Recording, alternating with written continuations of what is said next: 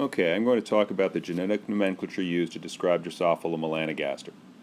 Drosophila is a diploid organism, meaning that every chromosome is present in two copies, one from mom, one from dad. We symbolize that when describing it for wild type, for example. Wild type we symbolize with plus, and so we have two copies of chromosome, let's say chromosome 2 for the moment. And so we have two copies, each represented by a plus, and we draw that as like a fraction, plus over plus. And the two copies, one above, one below, each represent a homolog.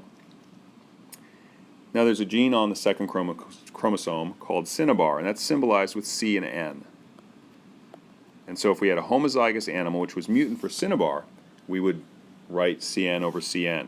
Note that we don't typically write Cn plus, for example, over Cn plus for wild type, which it technically is. Cn plus is the normal wild type version, but that would be sort of pointless. We can just write the regular old plus and not have to worry about that. But we also don't write Cn minus over Cn minus. That is also not incorrect, but it's just not the way we write it. If we bother to write Cn at all, then that tells us that there's something going on with Cn. It's mutant. Otherwise, we would just not bother to mention it. So Cn over Cn would be a homozygous cinnabar animal. Cinnabar is an eye color mutation, gives you sort of orangey red cinnabar colored eyes. What if we crossed these two organisms, or these two flies, together? What would we get out of that? We would get a heterozygote, of course. One copy from one parent would be Cn. The other copy from the other parent would be plus. And so now we'd have a heterozygous organism, or heterozygous fly, same difference. One copy of Cn, one copy of plus. And note that it doesn't matter. We could write it either Cn over plus or plus over Cn. These are equivalent notations. It doesn't matter which symbol we draw on the top, which symbol we draw on the bottom. Similarly, it doesn't matter in the way we draw it whether the female contribution from mom is on the bottom or the female contribution is on the top. Nor does it matter, conversely, whether dad's contribution is on the bottom or the top.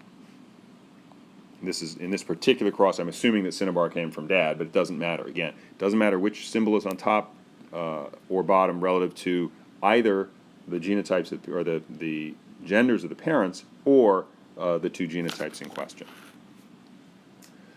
One thing to note is this is all well and good if you're actually writing things by hand the way I'm doing here, but if you're typing, for example, this fraction method or this fraction notation is a little awkward. And so if typing, then we simply use a virgule.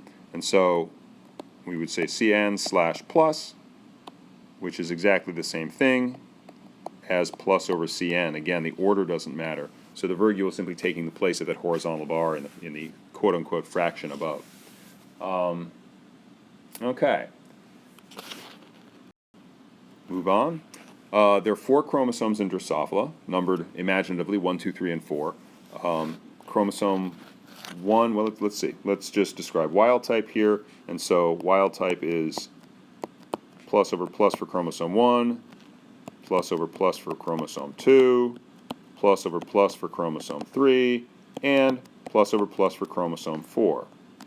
Now, chromosome 4 in Drosophila is extremely small. It only contains about 80 genes, which is far less than 1% of all the genes present there. And so, basically, very rarely is there anything going on the 4th chromosome that we care about. And so, as a result, we don't bother to write that. We typically only write the 3 chromosomes, chromosome 1, chromosome 2, chromosome 3. And chromosome 1 is also known as the sex chromosome. Chromosome 1 is the X and Y chromosome. So this particular wild-type animal that I described here is a female because she has 2 copies of an X chromosome, plus over plus. If I was describing a wild-type male, how would I do that? So I would have a plus, a wild-type X chromosome over something, semicolon, plus, plus, plus, plus, plus, plus. Everything else is wild-type, fine. Now, I could, and the way I'm saying this tells you this is not what we do, I could simply write Y there. But that, as I said, is not what we do. The Y chromosome instead is symbolized simply by a slash.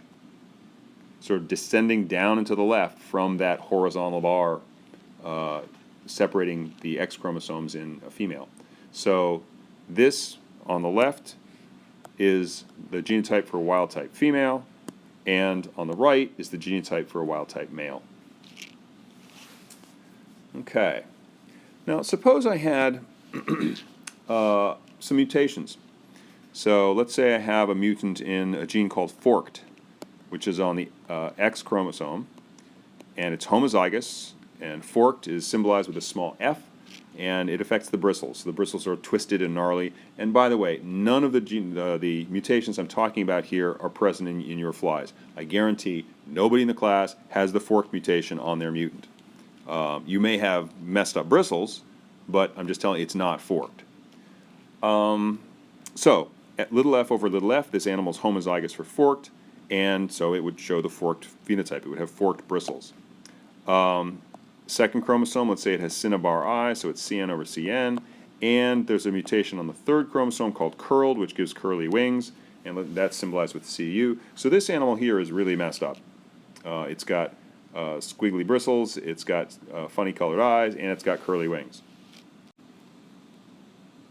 By convention, lowercase letters, lowercase f, lowercase cn, symbolize recessive genes. So lowercase is recessive. And again, this is a convention in Drosophila, not universally. Uppercase, in contrast, not surprisingly, stands for dominant allele, or dominant allele of a particular gene.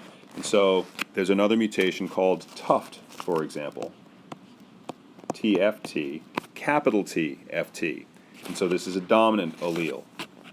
Now, it's present on the second chromosome.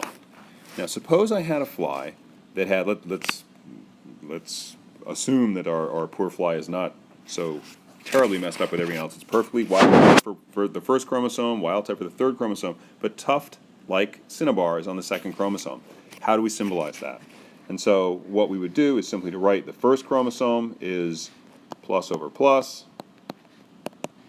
Let me erase cinnabar here. Or I'm cinnabar, tuft, whatever. Let me erase something.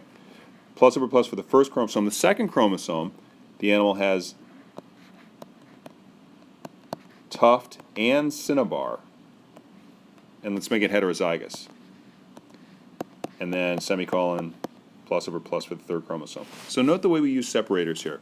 Semicolons are used to separate different homologs. We have the first chromosome pair separated by a semicolon from the second chromosome pair, oops, and then there's a semicolon buried under that, separated from the third chromosome pair. Within or on a chromosome, within a homolog, we use a comma to separate different genes. So we've got the tuft gene and the cinnabar gene, both in the second chromosome. In this case, both are mutant because they're both shown. They're not just left out as pluses. Right? If they were both normal, then you'd have a wild-type second chromosome, and it'd be homozygous wild-type over wild-type. And so this particular fly has normal-colored eyes because the second chromosome, if we want to expand out to be a little more thorough, just for clarity here, this is not the way we write it, but for clarity, the wild-type has the tuft gene on it, but it's got the wild-type allele for that. And it's got the cinnabar gene on it, but it's got the wild-type allele for that. Again, since they're wild-type, we don't bother to write that. We just stick with the plus. But in this particular animal, it's got one defective copy of cinnabar and one wild-type copy of cinnabar. And since cinnabar is recessive, as symbolized by the lower case, we know that this animal looks wild-type. The wild-type dominates over the mutant allele in this case. It's exactly the opposite for tuft. It's also heterozygous for tuft. It's got the mutant allele on one chromosome. It's got the wild-type allele on the other chromosome, but because tuft is a dominant mutation, or this particular allele in the gene tuft is a dominant allele, this animal is heterozygous. It's going to have tufted bristles. Normal colored eyes, but tufted bristles. Okay. And I think that's everything we need to talk about as far as I covered multiple genes, upper lowercase, commas separating genes on the same chromosome or homolog, and semicolons using to separate homologs, symbolizing both pairs. One last thing. We can, I don't recommend doing this right out of the gate, but I recommend doing it this more complete way that I've sort of scribbled out here, which is now all but impossible to read. But if I have, let me just do it here in the corner. Plus over plus, semicolon plus over plus, semicolon plus over plus. Not much of a plus there in the second chromosome. That's wild type. Another way to write exactly the same thing,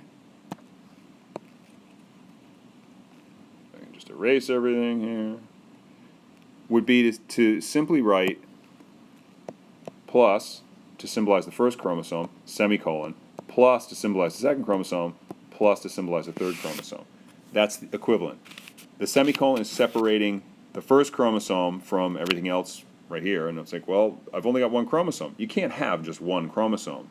So the inference is that it's homozygous. They're both the same, and they're both whatever this is. So similarly, this mutant up here with the F, the CN, and the CU, you could write that simply as F semicolon CN semicolon CU.